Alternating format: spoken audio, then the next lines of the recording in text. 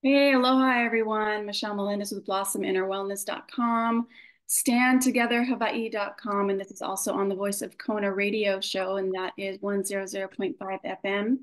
I'm here with State Representative Elle Cochran, who is the state representative for Lahaina in Maui. And I'm super excited to have her on. And before we get started with our interview here, just tell you the update of what's happening in Lahaina, I do want to put a shout out to our sponsor is aceofcoins.com. And we talked about this, I think, two shows ago. And this is about your biometric data. Your facial features are being used by Google and by other big tech companies. And you can actually license your biometric data, just like movie stars do. They license their image. And that would put a little damper in them using your image. So if you want to have more information on that, go to aceofcoins.com or aceofcoins.club. That's ACE 0OFCLUB.com. So, all right, Elle, thank you so much for joining me. Good morning. Thanks for having me again, Michelle. Always a pleasure. I texted you and I was just like, would you like to do another interview? And you're like, yes. So share with Sure. us what's been going on in Lahaina.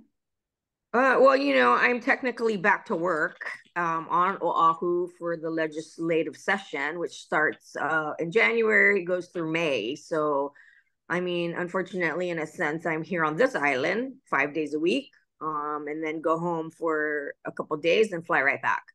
So that's been my schedule. I've always asked and wondered why a person from a neighbor island can't have like a liaison or somebody there to be your eyes and ears, to be your point of contact, to be, especially with Lahaina, what it's going through. I really rather be there.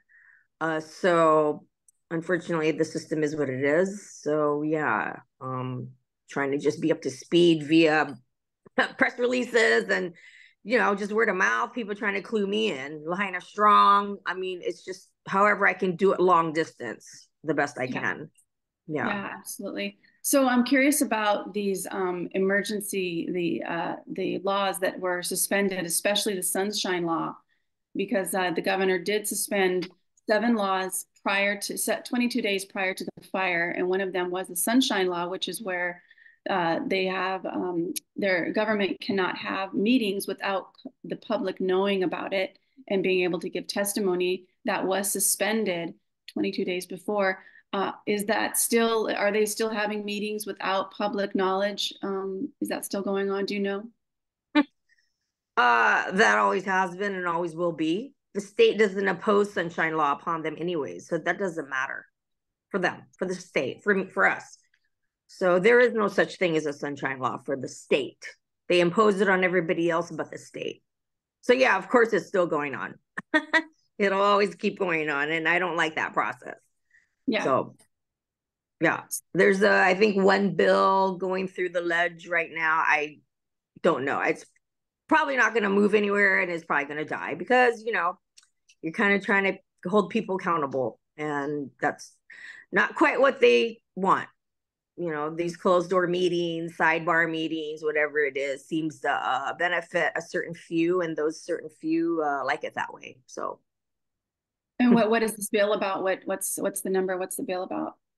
oh, I don't have it on hand. I think it hasn't moved. I think it's dead. So it's just if you go to the capital.gov website and just type in search words, Mhm. sunshine, it'll pop up. It was a very minimal short bill and, not nothing detailed, but And yeah, it was we always have something like that every year and it never goes anywhere. So there and is it was nobody here. There's the majority will never vote for it. So because I don't know. it was a bill to bring back Sunshine Law and to bring back There was the never there's never been sunshine law at the state entity has no sunshine law, none, zero. They created the law and implemented upon the counties, boards and commissions, and every other thing out there but themselves. oh So wow. yeah, Wow. so So that's how the state operates. yeah, undercover. So what's been going on with Lahaina, with Alawalu, with the people? How are the people doing there? And how's the housing for the displaced people? Nothing. I mean, everyone's still frustrated. 6 months later, yeah, really, what do we have? You know, I mean, I'm finally able to have a table, an information table up at the Disaster Relief Center at Lahaina Civic Center, at the DRC. I'm finally been given that. I finally, 6 months later, have a pass to go down into the church grounds, Wyola graveyard where my mom's buried and that I've been caretaking for 12 years. I finally just now got my own pass to go in, so that's my life where I can't even get around to places I need to be and stuff. But so yeah, I think this is going to really open up a lot more information for me to get more details upon, get the pulse of the community with this table there. Hopefully they will come. I know things have tapered down with that.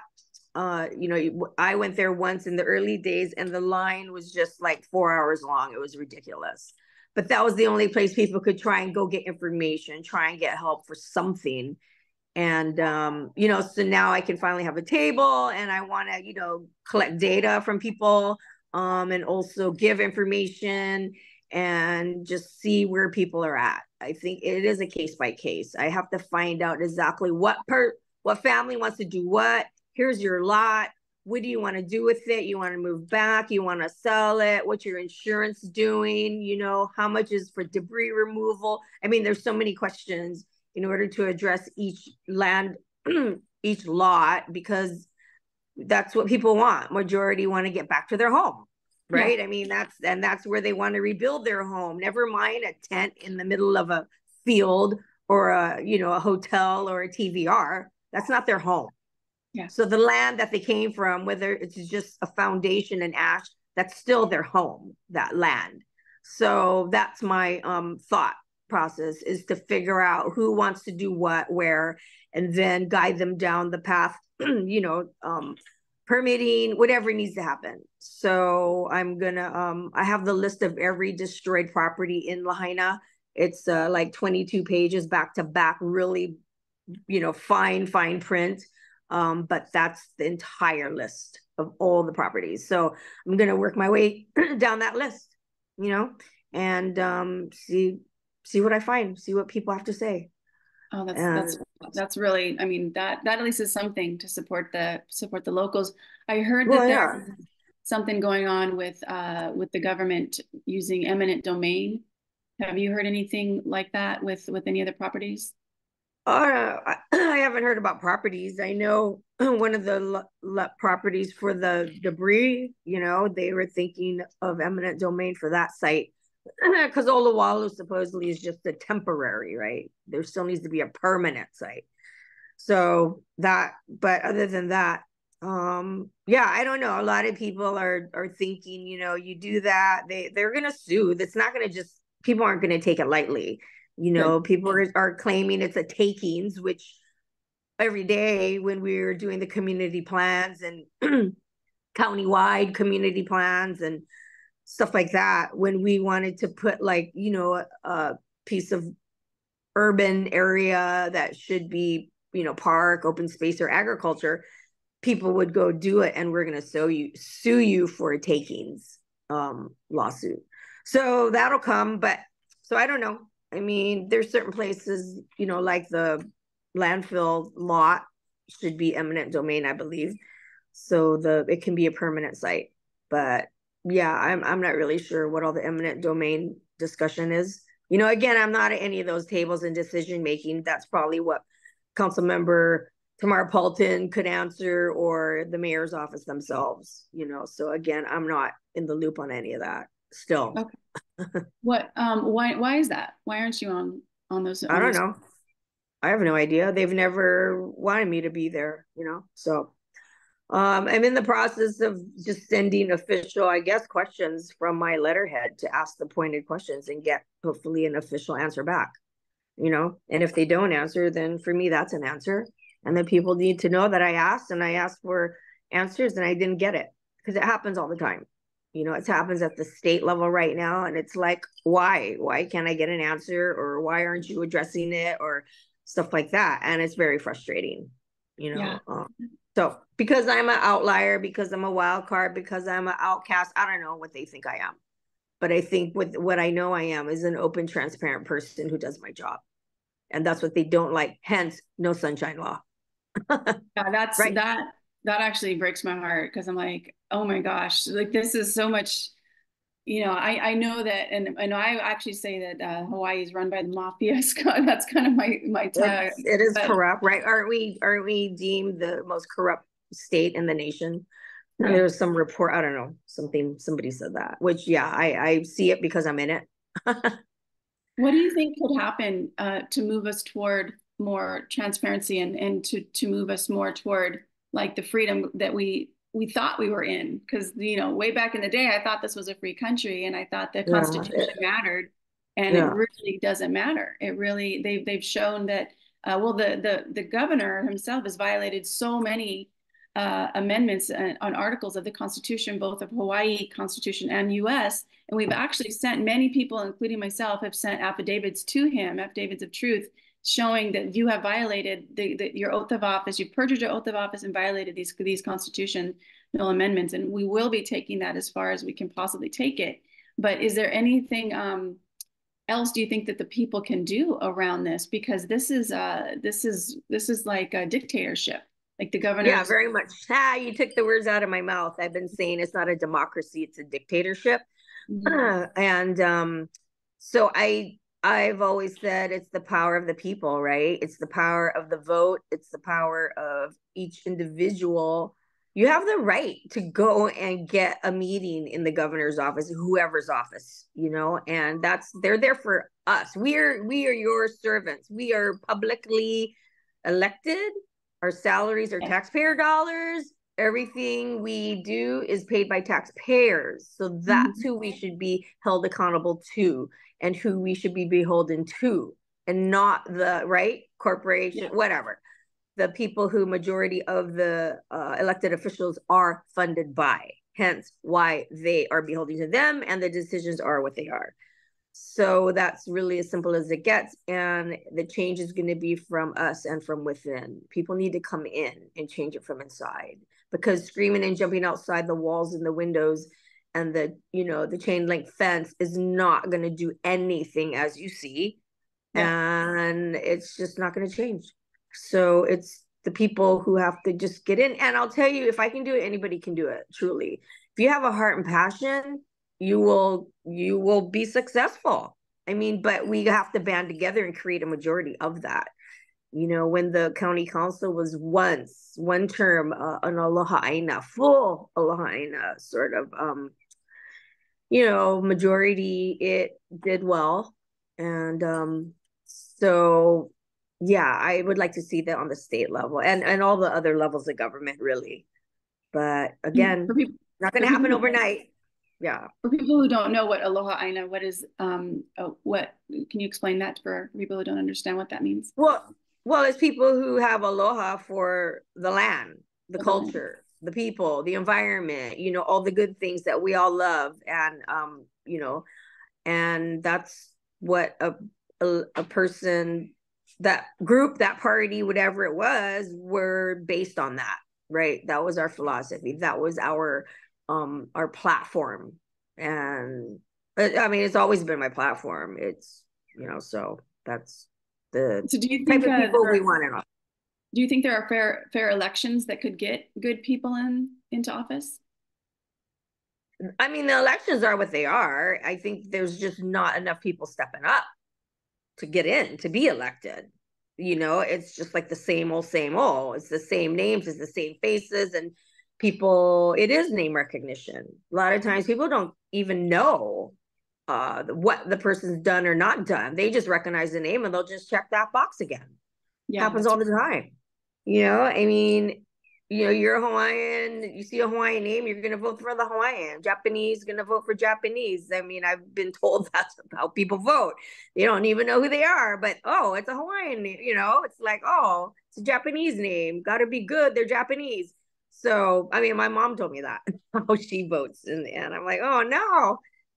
But yeah, something's got to change. The system is just taking us down, Yeah. right? I mean, you can see from the governor and like you just explained, the it's frustrating. So Yeah. yeah, When the governor walks out of meetings right before people start to testify, and they completely ignore the testimony. I mean, that right there shows they're not elected officials for the people. right. Yeah. Well, I mean, a lot of times people have their minds made up already. It doesn't matter testimony. It doesn't matter, right, that people fly all over from other islands to come to the capital. It's that the mind's already made up. You know, the chairs have already picked and chosen what they're going to do with each and every item. I mean, it starts with the bill being written. It gets given to leadership, you know, the Speaker of the House. Then it's all in his hands, his one person's hands to refer it to say, yeah, these, and these will get referred to these certain committees. Then the chairs of those committees have to choose to actually put it on the agenda.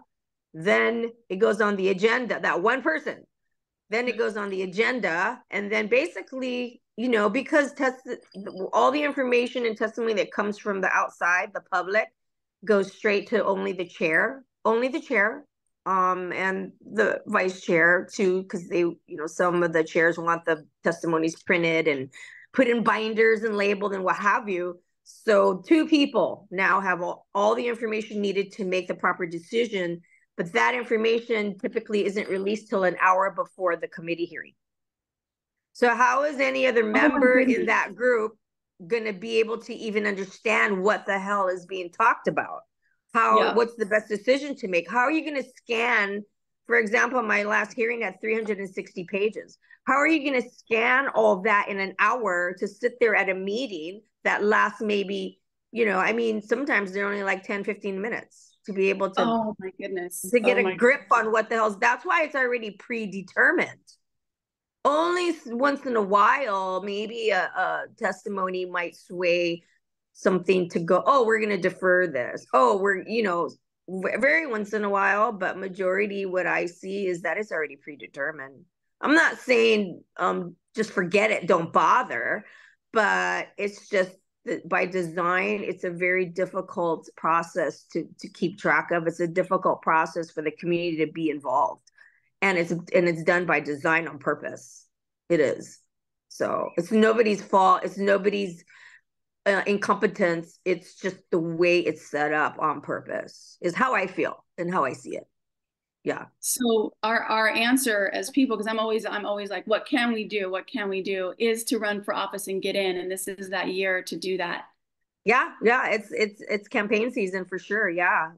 So it is the time. And I'll tell you, again, you know, it's, you have the heart and passion, you know, the issues. I mean, we all live the issues, right? We Yeah. know firsthand. So we get in there and we share from ourselves, which also, you know, is reflective of the general public and the community, you know, you represent and what have you too. So that's kind of how that's like the prerequisite, you know, it's, you don't need, there's no how-to book. That's the thing too, right? There is no, you have to Yeah. get in, just do it. You have to get in, think on your feet and do it. Yeah. And of course, listen to others and be guided who, you know, who know things more than you do or whatever. Get good staff, people that you can trust. Yeah, it's very important who you're surrounded by, right? Yeah. Supportive people like-minded that are gonna be with you to, you know, I don't want people around me who are just yes, yes, yes, no matter what. You know, what I said is stupid, what I'm doing looks stupid. Tell me. You know, I need to know that whatever the case may be, you know, and so that's how you learn and grow, right? And that's how you end up, yeah, working together. And then people like the girls in my office, they feel a part of, you know, it's an equal, it's a team. That's what we Yeah. are. Yeah. So yeah, that's kind of what I like to see, you know, in my office, and I wish it was more like that in the legislature with you know, 50, and it shouldn't matter red blue, shouldn't matter Republican, Yeah. Democrat. You know, I come from races where it's nonpartisan, where we don't have to choose a party. It's about the Yeah. person. about what the person's going to bring to the table and what they stand for and what they're going to do. What's their track record? You know, that's how I look at people. So people might like give me a strange look when I actually talk to a Republican. Oh my God. But whatever. I like what they're saying. You know, and for me, I almost feel like a lot of times they're more real in a sense because there's such a minority here that they gotta speak up and be bold, you know. And I of course I do not agree 100%, but a lot of times they're totally making sense, and I see that they gotta come out strong because it's their only chance, is their one shot, you know. And I sometimes feel bad for them because, but they keep going. I'm just amazed at their perseverance to run Republican, knowing you probably aren't going to win, but you're still going to do it, you know. But this island, Oahu, it's like the Kapolei, Mililani, Hawaii Kai areas that are predominant. They're all the Republican candidates. They're legislators come from those areas. And then maybe, you know, Kihei's kind of a strong Republican area too, you know. So I don't know. We'll see. The Republicans are organizing and we'll see what happens. But I mean, I've known great Republicans. Yeah, people I know are ready for change. People are ready for change right now because I mean, wow, there's a lot of things that you just floored me with. There's no sunshine law, but I do see how that's possible. So you guys, if you're watching this and you're like, I want to make a change in Hawaii and you live here on the islands, run. We need good people. And there's a website that does help people get on the ballot and supports them. I'm going to leave that in the link of this description. So if you are interested in running for office, you can do it. Tell them, Ellie, you can do this. Yes. So first start, obviously, I mean, if you're serious, you want to put your name on that ballot, you would call the county clerk's office at the Maui County building. They're on the 7th floor, or go there maybe, but you have to make an appointment. I heard prior to go in, you have to go get your papers and fill them out and all that kind of stuff. You typically have to go depends on the seat, like around 15 signatures. 15 to 25 signatures from the community in your district that say, yeah, we support that person. So they know you have a following and it's not just you. And then, you know, you're okay to just go through the process to put your name on the ballot and all that kind of stuff. But I mean, yeah, it's a daunting task, but it's very exciting. And it's a place where you really can truly make a difference, you know, in your community, in your life, everyone's lives, and for the future generations, you know. So it's challenging, but it's also exciting. And when you do get a few wins here and there, it's like, wow, you know, it's amazing. And it helps keep me motivated anyways. It's tough to be motivated here at the state level. The county was a different story, but state is a whole other animal. But I don't know how much more time we have. I have one bill that I'm really, really passionate about, and I want to plug it right now. And it's HB House Bill 2649, HB 2649, and it's my bill. And the title is Relating to Access for Reproductive Care. It's about the midwife issue, midwifery practices. And, you know, the bill wasn't actually written by myself, partly my office, yes, but majority it's from the advocates out in the, you know, in the public, Christy Duarte and others, Ki'i Hanohano of Maui and people. So, you know, it's right now they're telling the history of this whole thing. Was last year there was a bill that said, you know, there needs to be this task force to discuss about midwifery and how to get Hawaii women here licensed, you know, and all this stuff.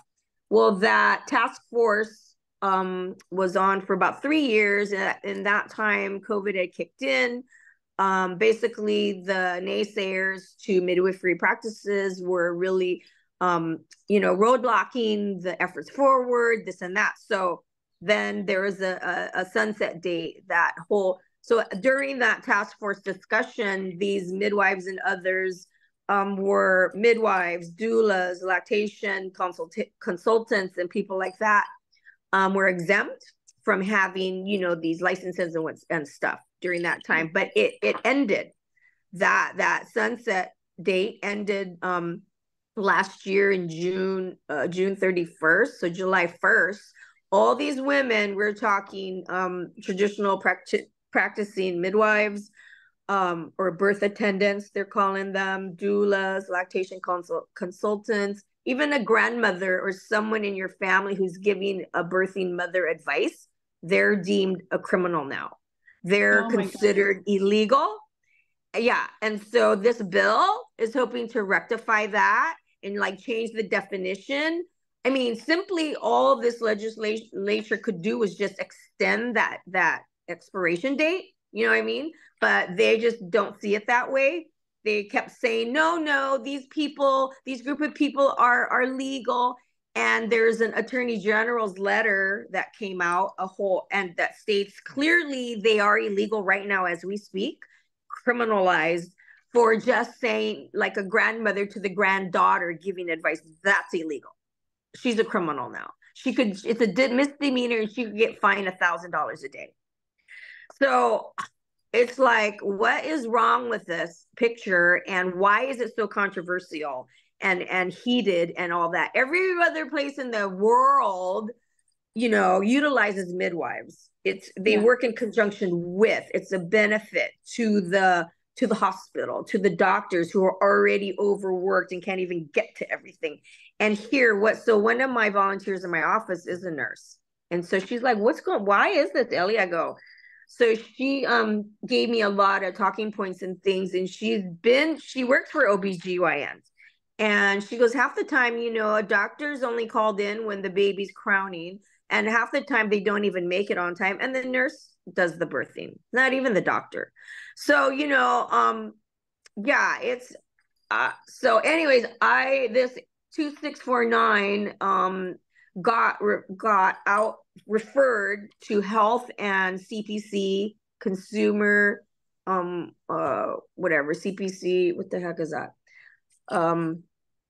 Protection, consumer and something, commerce and protection committee. And it's just not going anywhere. So the answer right now, the legislature is saying they're putting in this short form bill. I just learned about it the other day, so it's pretty new to me, but it's this basic bill, quick one that has a heading that refers to this. But in the bill right now is to create another task force and to have a study. So it's like, wait, this isn't taking care of the illegal, you know, the group, the people that should not be criminalized right now. And my bill is, and I don't understand why you won't hear it. So we'll see what happens. I feel like the community, and there's people are activated across the state, but they've been sort of laying low because they've been feeling like something's going to happen. Movement, you know, someone's doing something. My bill, Elle Cochran's bill may be heard, blah, blah, blah. They're giving them this ray of hope. But the time's ticking away. And the short form bill is not going to be, is not going to address the key issue, which is decriminalizing or making sure our, you know, our traditional practitioners, our lactation consultants, our doulas, and all these people are not illegal and criminalized, right? So I'm floored, and I want everybody to know that, yeah, people need to rattle the cages, because I'm sorry, this is unacceptable, very unacceptable. What and at the top, governor's a doctor. Hello. Yeah. Oh my God. Hello. Oh. At the very top of this chain, it's a doctor.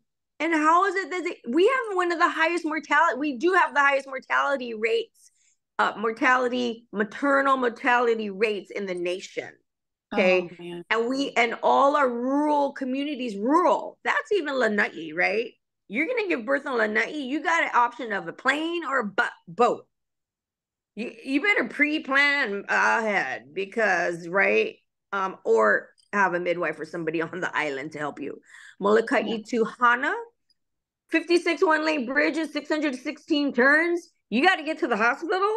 How are you going to get there in time? You're not gonna, right? So this particular issue affects everybody's district, really. Little do they know, even on Oahu Island.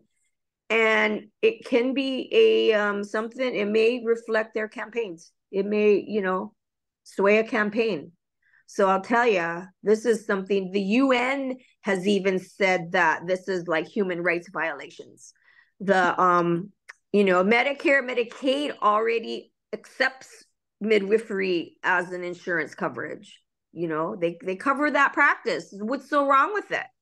And they're saying that you have to be like standardized, licensed by a certain way, right? Like big pharma. But that's not true. We know there's ways to learn things when you don't get a certificate. Yeah. I mean, politics, for example, you don't go to school for this. You get in and do it, So that just doesn't fly. But there are, these women trained. Ki'i, she's trained, and it's and actually the saddest, and they thank God for them being there during the fire. Thank God for these practices being there, helping the women. There's till today we don't have any clinics in West Maui. This is a life or death thing. This isn't just, oh, we need to standardize you. It goes beyond that. And of course, what mother will put herself in jeopardy with somebody she doesn't trust or somebody she thinks doesn't know what they're doing? I mean, come on. You sign a waiver, the person discloses, hey, here, this is, and typically, this person from from conceiving all the way through the process. That's the beauty of it, right?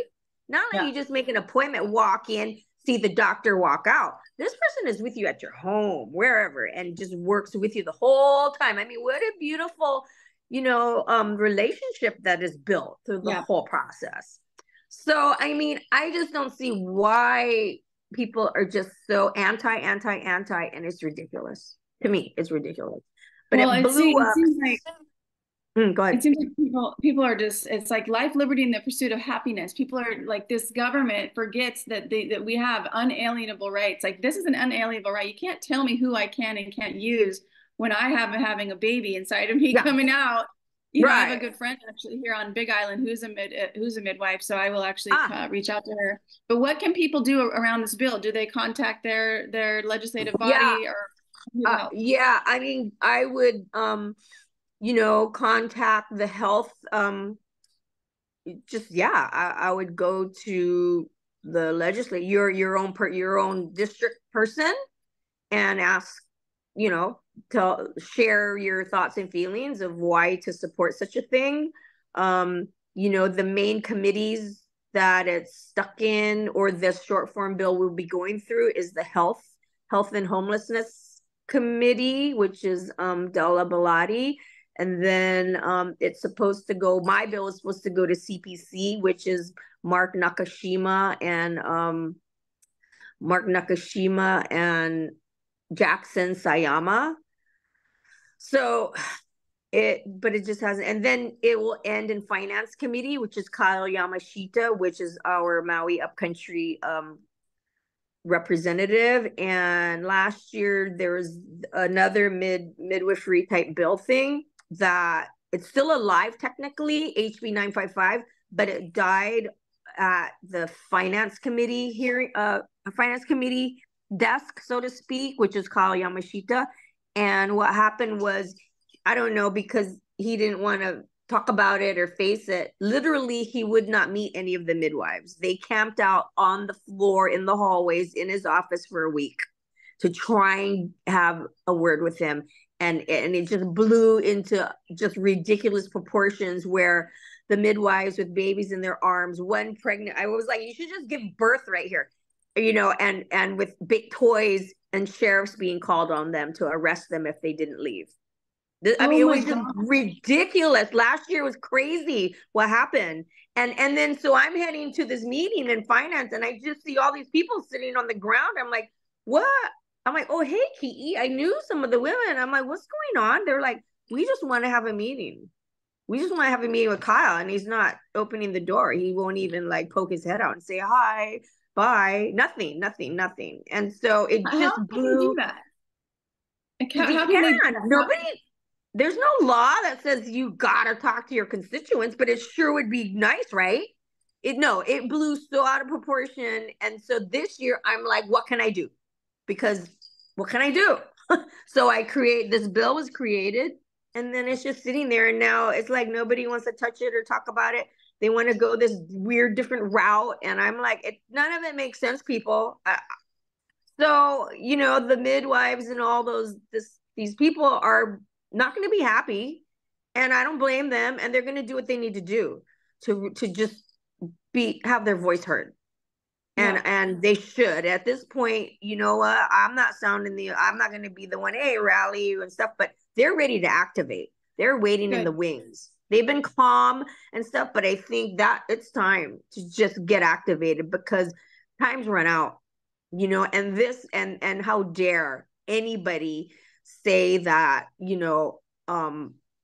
a tutu is illegal from giving birthing, guidance to her granddaughter or her daughter or whatever it is. Anybody. That's my point. That is dictatorship. That is taking away. Yeah. That's taking away liberty and life, literally. Yeah.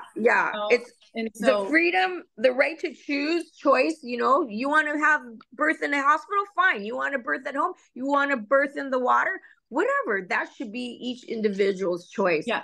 And it's just, but again, the whole criminalization of these great people of our community is so wrong. I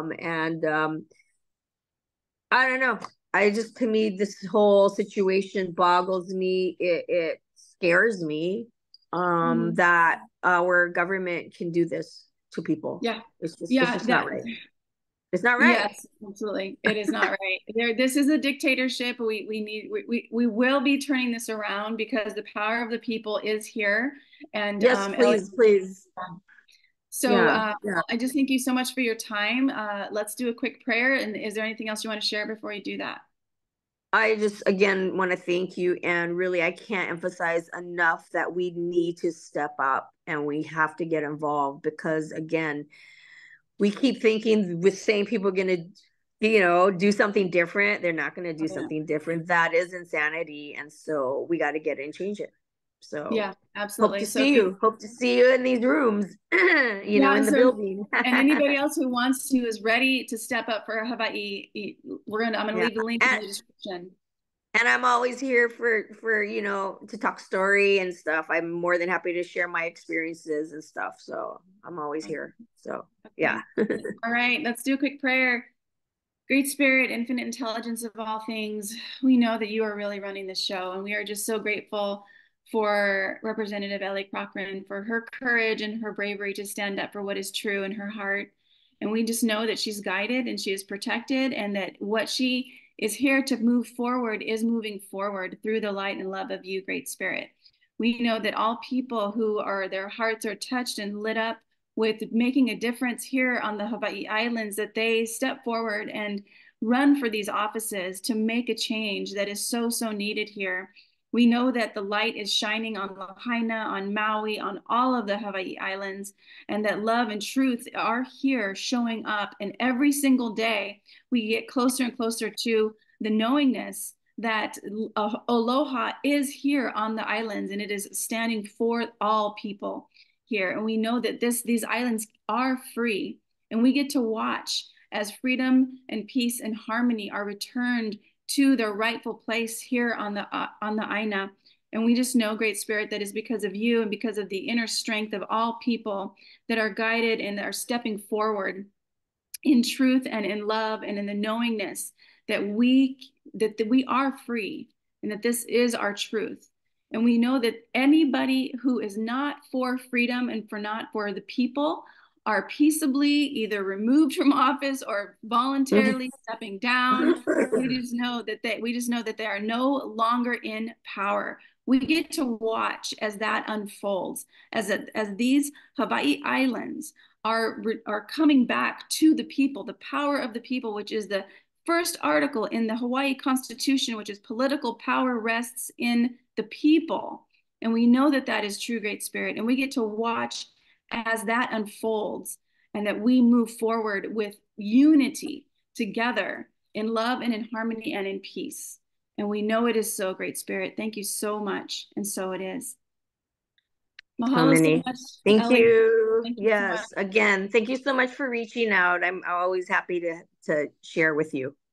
Great. And then And tell us that bill one more time. What's the bill number it, again? HB 2649. Yeah, HB 2649. It's about reproductive rights. And that's the right of every woman and everyone to choose how they can, how they want to give birth, Awesome. so So I will leave that in the description as well as what actions that people can do to yeah. help move that forward. Yeah. Yep. Let's pray it does. So Okay. take Aloha, everyone. care. Alrighty. Aloha. Bye. Bye.